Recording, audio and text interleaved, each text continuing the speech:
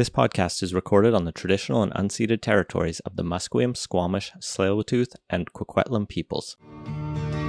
British Columbia, I've seen your mountains high, seen your pretty rainbows and your blue crystal skies, watched your winding rivers as they flow around the bend. To me you're not a stranger, you'll always be a friend. Coming to you from the West Coast, this is Politicos. Today is March 23rd, 2023. I'm Scott Lundeboom.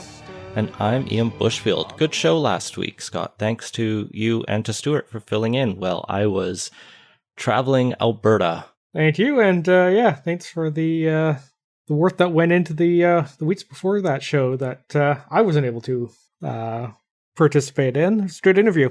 Yeah, thank you. And I survived the Rogers Pass even when there was a snowfall warning, which was, the unpleasantness of driving BC mountains during spring. The rest of the drive was great, and we did not die, clearly. So that means I'm here today, and we can talk about how literally nothing is happening in BC. Like, MLAs are on spring break for the last 2 weeks. You talked about a few things that came up last week. We dug and found like half a story that will bring you on British Columbia, and then we'll just go to federal politics, where the big news is there's one fewer Liberal MP, and we'll talk about why, and all the other things that are going on that are just great. Support the show at patreon.com/politicos. I do this often enough that I should be used to asking you for money, but we could use the support to keep the show growing and reaching new listeners. Let's talk about British Columbia. As I mentioned, legislative break. They'll be back next week. I checked the calendar. They'll be back basically until mid-June, I believe, or May, and then they take their summer break. So there's still a few more weeks of legislative sessions left. But as I scrolled the list of like BC government news headlines and through our BC Today newsletters that are still great, it's a lot of just happy day for the elimination of racism and discrimination, and as you celebrate it how you will, and happy Ramadan, and a few like small funding announcements here and there, but nothing that screamed stuff is happening in BC politics. Literally the only story that I think is worth noting here is a follow-up to a previous one, which is that amazing recall petition we talked about against Premier David Eby in his home riding in Vancouver Point Grey. It's officially failed. This is the one that said he had broken the Nuremberg Code. What a shock that failed. Like every other recall petition, pretty much, it was never going to go anywhere. Not that I would expect people citing the Nuremberg Code in a recall petition to have a great sense of how things actually work. Oh, they did. I thought Elections BC didn't post the numbers. They did have... Oh, yeah, they don't have the number of signatures collected, but they did have 271 voters register as canvassers to collect signatures, which actually isn't nothing. I thought they only had 271 signatures, but because they were nowhere close to the 16,000 signatures or whatever was required for that, they did 16,449. They're not even going to verify how many signatures were collected, and so we don't even know how many they got. I will say a big credit to BC Liberal Press Secretary Andrew Weave for tweeting out in response to the news that this failed.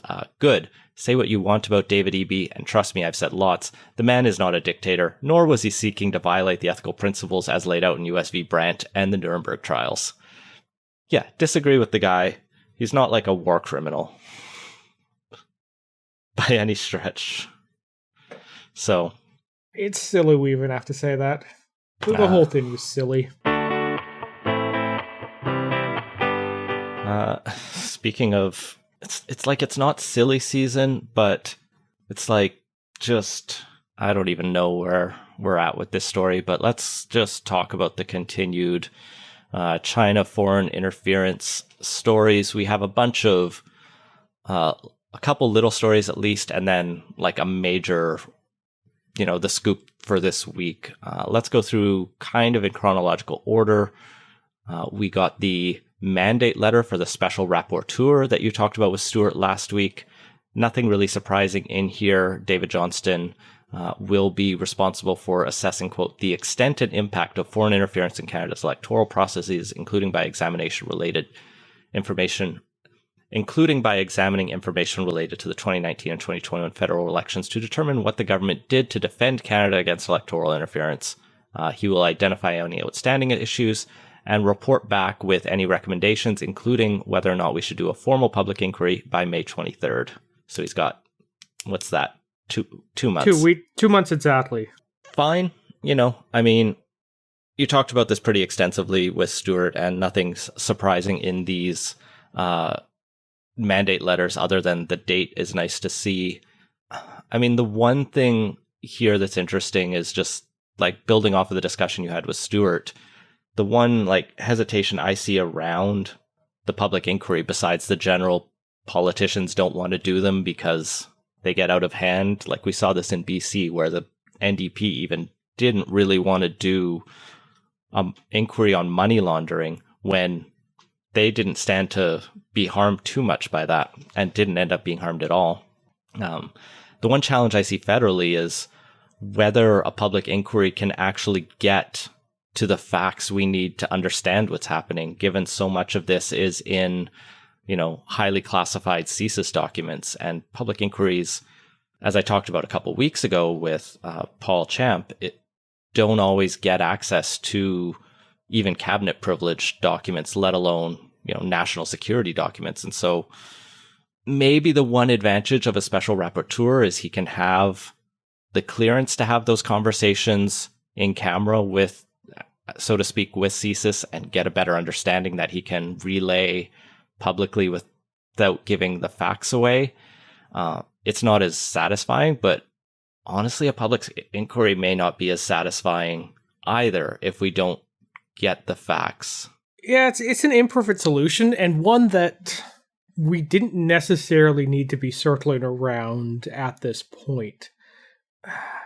This whole thing has been pretty much mishandled by the government from day one, and the reason why the public inquiry has become such a focal point of this all is because the PM and the government never gave the impression that they were taking this seriously, and the message they sent through all of their actions were basically, we don't want to talk about it. We don't think this is worthy of our time and consideration, which the fact that the report now also pointed towards them being the beneficiaries of the alleged interference all kind of came together to undermine the trust in the government. And it turned hey, maybe a few agents of Beijing spent some money that in a way that wasn't entirely in line with where Canadian laws are on this, and maybe made some social media and WeChat posts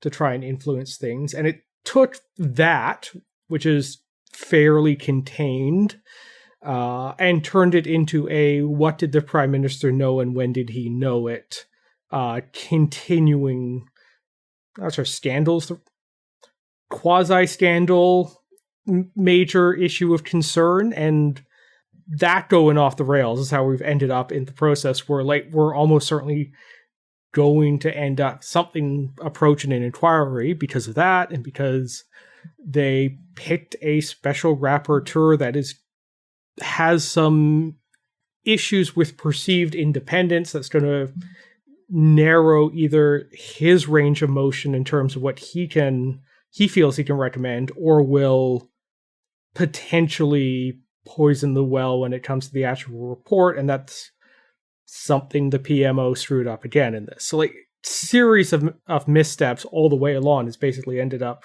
where everything is headed towards an inquiry, and that may not have been the best approach. I don't want to relitigate your conversation from last week entirely, because I think it stands on its own is pretty good. But I mean, I do think it's understandable why and I want to touch on this, why Trudeau and the Trudeau government acted as, disinterested in this issue as they have. And it's the simple politics of just, they have a mandate or a perceived mandate or a goal of doing certain things, of achieving certain things as government, and anything else. And we see this how every government acts these days is a distraction. The BC government wants to focus on the things they ran on and promised and doesn't want to do other things that exist. And it's only when things really blow up like COVID did or inflation is doing that you get knocked off course. And we saw initially, like, I think Sam Cooper had a story in November or even earlier about possible, CSIS leaks and interference, and it didn't really go anywhere. So from the government's point of view, if those media stories don't get traction, kind of, deny, dismiss, push off, and then bring the attention back to the thing you want to do is it's a reasonable comm strategy. It works most of the time for them, and they misread it this time. Well, the problem isn't that they misread it. It's that that could have been great for like 3 days. But by day 4, it was very clear this wasn't working and that it was actively not just not working, but going through the process of that was resulting in the perceived integrity of the previous election being, in the minds of Canadians, being further undermined. And it was doing like active damage at that point. And then they kept on for like another 10 days or something like that afterwards. And that's really where the mistake, I get it was not great. They probably should have handled that better. And it's easy to say with hindsight that like day 1, they didn't handle this great, but it's more days 4+ where things went increasingly off the rails on that, where the real issues were, and where we kind of really got locked into this course of action on all of it, or seemed to be locked into heading toward that course of action of an ultimate inquiry. Well, and one of the places where they have changed course, at least, is you mentioned last week, just briefly with Stuart, that they were trying to block Trudeau's chief of staff, Katie Telford, from testifying at I think it's the Foreign Affairs Committee that's studying this issue. They reversed course basically like after you hit stop recording. It may have been like after you hit publish. Yeah, it may have been after you hit publish, but yeah. Anyway, she's going to be at that committee at some point. I was saying to you before we hit the show, they kind of like have set a new precedent after SNC-Lavalin, where political staff are now, fair game for these Commons committees to go, whereas previously it was the minister who was the end of responsibility, and staff weren't always put in the firing line because it's in many ways unfair to them. But, as we saw with SNC-Lavalin and in a number of other cases with this government and other governments in this country, ministerial responsibility is possibly a thing of the past. Yeah, it's in theory the thing that our system of government is largely based on, the responsible government model. But yeah, that's taken quite a few shellackings in recent years. And yeah, it used to be ministers actually resigned when bad stuff happened in their governments. You'd be hard-pressed to find an example of that recently. In fact, the notable times where ministers have left, it's usually because they were insufficiently deferential to the central office, rather than, they screwed up something big, and now there's an actual bit of accountability for that. So yeah, something had to give somewhere, and that ended up being the fact that when the political situation really does get to the point where somebody needs to go before Parliament and somebody needs to be held accountable, it's ended up falling on the staff. And yeah, that's not great from a theoretical how our system's supposed to run. And I swear, this point has repeated every course of politics the last month or something they came out on. But yeah, it's a serious change in how things work here. That said, the dilution of ministerial accountability has also coincided with the fact that they actually don't have as much control as they used to. And if everything's going to be run through the PMO, then, maybe haul in PMO staffers rather than ministers who they take, who just get their marching orders from PMO might make more sense. Yeah, I don't have strong opinions on whether or not she should go there, to be honest. I think we saw with the SNC-Lavalin hearings that the people who are senior bureaucrats at this point and senior political staffers are, as smart and savvy, I should say. They're obviously smart, but as savvy at navigating these kind of questions as the ministers and the politicians themselves. So, did we learn anything really out of the SNC-Lavalin hearings when the staff were there that we didn't know otherwise? Did it change much in terms of how that played out? I mean, the Liberals kind of treaded water through that and survived it. So maybe they finally realized, you know what, it's fine. She's quite capable and can manage this. So let her go speak, and then we don't have to be beaten over the head with this on top of everything else.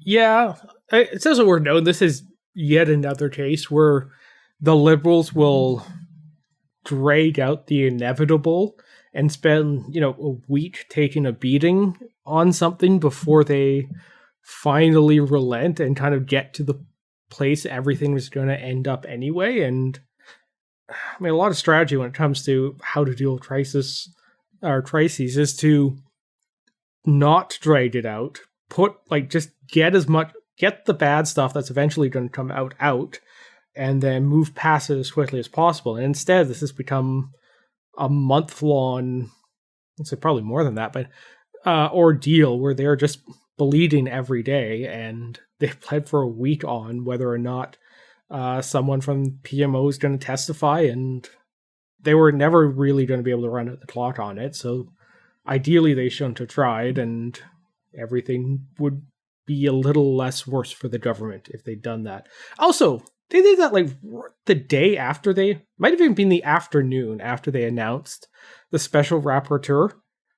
It basically undercut that thing right away for them to go, rather than turning a page, just show that they were never really left that page of, we don't actually want to talk about it. I don't think anyone was, other than the political wonky nerds, were really watching the will Katie Telford testify story versus, I think the special rapporteur still got the headlines, and this was a side story that people, I mean, the opposition parties cared about, and some of the reporters, but I don't think it got the coverage. Possibly, but they would have appeared the headlines beside each other in news on news websites and whatnot. I don't know, it's always hard to tell what the public picks up and what doesn't, but it was not the nice, clear message frame that government. Well, the opposition motions did manage to make a clear statement, and the House of Commons has made a statement in endorsing an NDP motion calling for a public inquiry into foreign interference. The NDP had previously passed a version of this at the Foreign Affairs Committee, which is a non-binding motion. This is also a non-binding motion. It basically says that the House should adopt the committee's recommendation, launch a national public inquiry into allegations of foreign interference in Canada's democratic system, including but not limited to allegations of interference in general elections by foreign governments. It wants the committee to have all the necessary power to call witnesses from government and political parties. It should investigate abuse of diaspora groups by hostile foreign governments. It should have the power to review all documents deemed necessary, including documents related to national security. It should have the individuals selected to run it agreed to unanimously from the House leaders of the recognized parties, Green Party of Canada. And finally, the inquiry does not stop or impede the House of Commons Committee's study either. It's interesting to me that this is a general, a broad, all foreign interference. I think that's a positive thing. It's definitely China's the center of this story, but that's not the only country operating in the world that has or potentially has interest in Canada. And that it would hopefully be able to have national security documents would also be great to make it at all effective. But as I said, this is a non-binding motion, so good luck. Yeah, the non-binding stuff's not great. It is good they're looking at casting a wide net. There have definitely been like rumors around. I think was it the Iranian government trying to influence the expat community within Canada. The Indian government is definitely active. I mean, we see that one of the other stories this week I didn't put in here, but Jagmeet Singh his Twitter has been blocked in the Punjab region. So I imagine there's a lot of pressure on Hindu and Sikh individuals in Canada from, with ties back to India based on just the internal politics there. So like a lot of countries have diaspora communities in Canada, and there is pressure on them. Yeah, that passed. I don't think the Liberals are really going to pay any attention, but better it passed than not. I did find it interesting the NDP was trying to celebrate this as, this passed despite attempts to block it by the Conservatives and the Liberals. And I think the Conservatives may have tried to amend the language to their own preferred thing. Maybe, I don't know exactly, but I think they may have wanted to stick it a little bit more tightly to China. Specifically, but I think, neither of us is opposed to this motion as it was drafted. Anyone can wordsmith however they want. What was fun was one of the votes in favor of this was Han Dong, who until yesterday, a couple days ago, I've lost all track of time, was a Liberal MP, and he's not now. Yeah. It was the same day the story was released, so let's talk about the story, but I actually wanted to talk about who this guy is first, because I don't think most Canadians, I definitely had not ever heard of this MP. I mean, there's 338, so there's a lot I don't know. Han Dong was a Liberal MP elected in 2019 for Don Valley North, re-elected in 2021. Prior to that, he was the member of provincial parliament for the Ontario Liberal Party for Trinity Spadina from 2014 to 2018. He was born in Shanghai, moved to Toronto at 13 with his family. As a politician, he's been the co-chair of the Canada-China Legislative Association. He had a couple, I think, parliamentary secretary profiles as MPP, but he's on a couple committees federally, which everyone is, and otherwise is utterly unnotable. No offense, there are a lot of backbenchers who don't have strong CVs, but there's he's a guy from Toronto who got elected as a Liberal. There's only so many of those who get prominent roles. But yeah, he was first in the news actually a couple weeks ago because one of I think it was the Globe and Mail exclusive, alleged that CSIS was concerned about the nomination process he underwent for Don Valley North Liberal nomination in 2019, including allegations that busloads of Chinese seniors and international students from outside the riding were driven in to weight it in his favor, and that Dong was the preferred candidate of the CCP and, the Chinese government. And the busloads of people coming to a riding nomination is such a cliche accusation in Canadian politics, especially for immigrant communities. I'm sure you've probably heard that allegation leveled against 3 or 4 nomination races you've been around. I definitely have. Oh, yeah, no, it's super common. The Vancouver version of that is busing in seniors from Richmond, and it's like you said, a cliche in terms of discussing people trying to do everything they can to win a nomination. And nomination races in Canada are not bastions of clean democracy by anything. If there's somewhere we need to look at ways to improve our democracy, that might be a good place to start. They are... As long as we don't go like full primary like the US does, because that has its own problems. Yeah, I don't have good suggestions offhand, but like the parties are running them themselves. Often the like local constituency associations are just running them themselves. And this is like 4 volunteers who showed up to an AGM and didn't say no. So like, they're doing their best, but it's a weakness. Yeah, volunteers with mixed experience and quality. But none of that is to say that foreign powers necessarily have strong incentives or concerns with it. And, Dong denies those allegations against him and says he was duly elected. I mean, he was elected as an MPP, so he seems like a guy that the Liberals would want to run. Like, he's not an inexperienced politician. He was only a 1-term provincial politician, but, people have run for federal politics with less. But yeah, the bigger story this week is from Sam Cooper in the Global News. He is citing 2 separate national security sources who both allege that in 2021, Dong had a phone call with Han Tao, who is China's consul general in Canada, and Dong apparently asked that China not release the 2 Michaels who were captive at that point, pretty much hostage until we released Meng Wanzhou. And Dong's reasoning was that it would benefit the conservatives if they were released. He did ask as well that China show some progress on the cases to support the Liberal government. But really, the accusation here is that he was kind of acting as a back channel, undermining the like public word of the Liberals, but maybe like running. Well, it's not even necessarily that he was acting as a back channel, that like he was maybe freelancing this advice. It's unclear.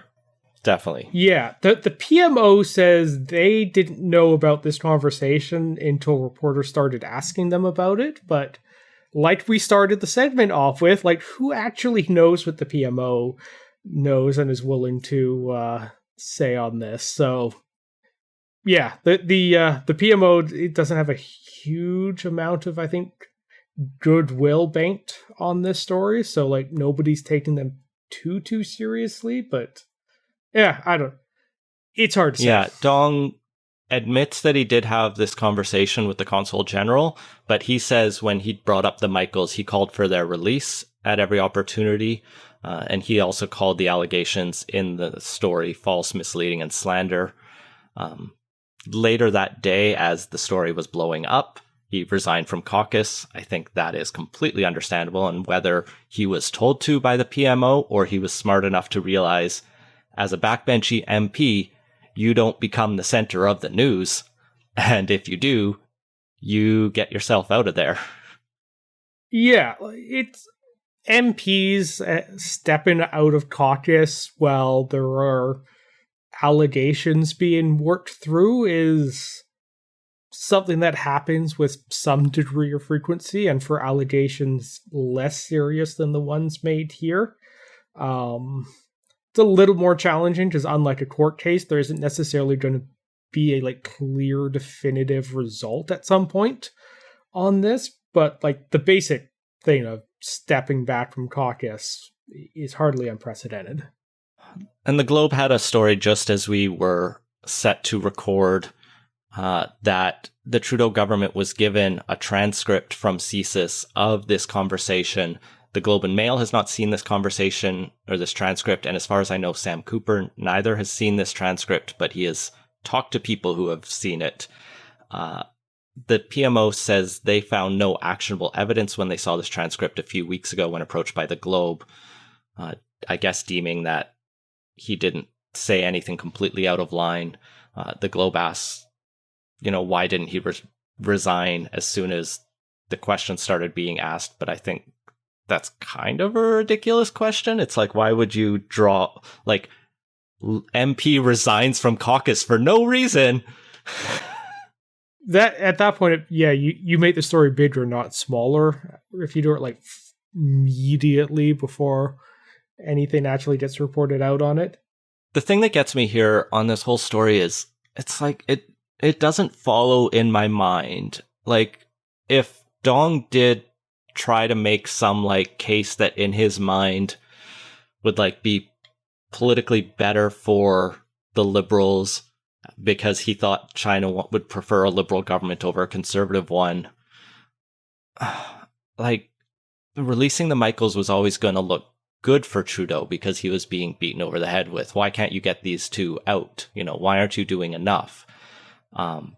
Unless his like goal was hold them for a bit longer, but release them like as an October surprise before the next election, which hadn't been called at that point, but was being teased. Yeah, there's like you can concoct a few other versions of this, like they're trying to get a rally around the flag effect, or like, hey, we can't afford to change course now in this moment of crisis. Neither one are super convincing, but I don't know. Backbench MPs don't always also have like the greatest political sense. So like, once again, who knows? This is all. There's not enough information public to really make a definitive call. And the other thing I find ironic about this specific story is this isn't actually foreign interference directly. This is a Canadian telling another government what to do. This wasn't like, I think the undercurrent here is that China viewed him as a stooge, essentially, and maybe he recognized that enough or was sympathetic enough that he thought he could leverage that relationship or something. But like, just on the face of it, this is him trying to, I think his words were like, support his constituents or something, or like do the right thing. But it literally isn't China putting pressure on Canada. No, but it's bad in a completely different way if these allegations are true. Like, at that point, you have a sitting politician working or trying to work with a foreign government against the interests of two Canadians who are being held hostage, and arguably the country overall, in order to gain a narrow partisan advantage on that. Like, that is real bad, and like, gets very close to the treason line. I'll leave it to the lawyers to figure out which side of that it was, but like, it's a real bad allegation when you like look at it. But yeah, it is a different allegation. Like, yeah, if the sources are accurate, it's that he's either dumb or like quasi treasonous or both. But it's a weird story. It just feels weird to me. Like, as you mentioned, with the like minimal amount we've gotten from these leaks, it's really frustrating. This entire thing, and frustrating is not even like the right, just like, because so much of it is being covered with such hyperbole. I feel like that's what I think is frustrating me more than anything, is like, we have little leaks of things that don't tell us enough to do anything with. But then you get headlines of like, he's secretly advising Chinese diplomats. And it's maybe, I don't know. And maybe we'll never know, because CSIS has apparently got a bunch of rogue agents who've decided to go to the media rather than run the official channels, and feel like we're being played. And, you know, maybe even a public inquiry won't get to the bottom of it. Maybe it will. All our hope is with David Johnston these days, the like most boring man to become Governor General in quite a while. Like, that was the thing when he got elected, is like Stephen Harper picked someone really boring because Chrétien tried to like pick a bunch of exciting people, and no, Harper picked this like dorky academic. Oh, I mean, he was qualified. It's, I think, kind of indicative. He was qualified. Like, I'm not saying he was bad, but yeah. Well, it kind of goes to like how the various parties think about the Governor General and whatnot. And yeah, it was a very kind of, conservative pick in the general sense of the word rather than the partisan sense. I want to talk about something else next week, though. I hope the BC government introduces some good bills. Well, we should have a budget, shouldn't we? And a Biden visit that is coming up. And if I bothered to check the calendar before recorded, may or may not, I would know whether it happened before or after we're going to be I recording think next Biden week. is literally at Justin Trudeau's house today. I saw that picture on Twitter. Ah, okay. So there will be stuff coming from that to talk about. Though they will probably get questions on this too. Let's talk about our last story, our quick take story from Pierre Poilievre while we're on federal politics this week. He was in BC this week doing another round of announcements. I saw it reported in BC today. He's been in BC every month pretty much since winning the leadership, or at least quite recently. Quite smartly highlighting that it's, the pathway for them. Well, the only path to winning involves flipping a bunch of seats in BC and the GTA. And he wants to build homes. So yeah, made sense he spent time here. And he wants to build homes is his new policy. Yeah, so one of the things he announced while he was here was a housing platform, or at least the start of like a housing plan. It would be fair to call it still a bit of a work in progress. But basically, this is largely building on the ideas that the Conservatives ran on in 2021 of basically tying federal funding to cities getting serious about getting rid of the barriers to housing. Plus a tip line, a NIMBY tip line. I think some of this was also in Poilievre's leadership platform. So the city of Vancouver would be required to increase home building by 15% annually, or there'd be financial penalties, including federal funding withheld. The NIMBY tip line. So specifically, we will empower residents to file complaints about NIMBYism with the Federal Infrastructure Department. When complaints are well-founded, we will withhold infrastructure dollars until municipalities remove the blockage and allow home building to take place. I cannot see this solving anything on that one particular. Also, like, a whole bunch of the thing that gives NIMBYs the power is using the apparatus of the various processes to like raise a bunch of complaints that then have to be addressed and whatnot, and like trying to balance that out with a different thing is just like seems to be doubling down on the same like fundamentally flawed thing of let's add more process here rather than like let's make the process easier to let's create a level of bureaucracy to deal with all of the levels of bureaucracy that we say are in the way. Yes. In fact, yeah. So they talked about imposing a NIMBY penalty on big city gatekeepers. And to do this, they will hire a bunch of bureaucrats to be gatekeepers around how NIMBY a place is supposed to be.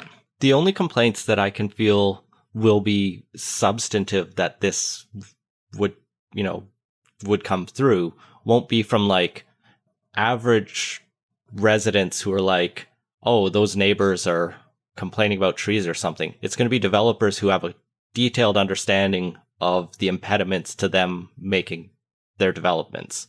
And, I don't want to go through this paperwork, and sometimes those will be justified. Sometimes those might not be, but this is a weird way to try to address it. Like, I get the populist rhetoric around it, but it's fun to see conservatives lean into the idea of creating administrative tribunals. They're great. I love them. I actually do. Fun is not the term I would use for it. But, yeah. They're also going to provide bonuses for municipalities that boost home building, require that cities that are getting federal funding for transit and other things allow high-density housing around transit stations, which is, solid, great. It was in their 2021 platform, and good to see them carrying that on, because that's actually I think one of the biggest some of that sticks has even been in liberal rhetoric federally. Like, it's pretty universal at this point. It's like the specifics vary, but it hasn't it's been becoming done the yet. consensus position. The fascinating one here towards the end is to sell off 15% of the federal government's 37,000 buildings and require that those be turned into affordable housing. This immediately raised the question for both of us: where are all the buildings the federal government owns? Unsurprisingly, most of them are in the Department of Fisheries and Oceans. Another chunk are in the Department of National Defense and the Parks Canada also has a whole bunch, and Canada Post. So, yeah. So Fisheries and Oceans has the most number of properties, whereas National Defense has the most there's a buildings. database. We will link it in the show notes. It's amazing. There's a map. You can find every federal building in your local area. I'm sure this will only ever be used for good. But yeah, like DFO fisheries buildings are obviously like Coast Guard type things and dry docks and things, those things that won't, a lot of like harbors and small craft and small probably vessel, not good housing options. And whatnot. Same That'll, probably goes for the Department of National Defense and Parks Canada and even Canada Post stuff and all those Service Canada locations, in which case we're starting to really narrow down the buildings they can sell off. I also just always get a little bit uneasy about just like, we're going to sell off X% of government assets when we get in, because those are hard to acquire, and once they're gone, they're often gone. At least here there's a plan to do something with them specific. Although in like Canada has no shortage of crown land, so like it's maybe not the biggest set of assets to be concerned about. In terms of like selling off government assets, like real estate would not be like the top of my list on like the at least for the federal government stuff.